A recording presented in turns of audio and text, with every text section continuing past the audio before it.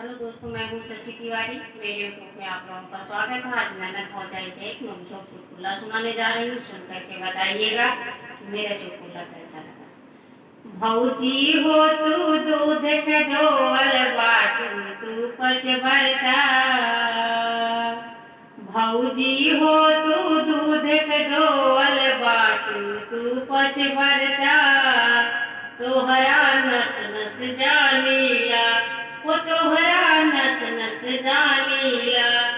हमके समझा जिन नादानी, तोहरी जानी पूरा कहानी। हमके समझा जिन नादानी, तोहरा जानी पूरा कहानी।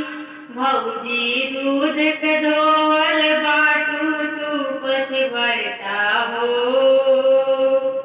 भौजी दूध के धोवल बाटू तू पच भरता हो। तोहरा नस नस जानीला, वो तोहरा नस नस जानीला। धन्यवाद दोस्तों।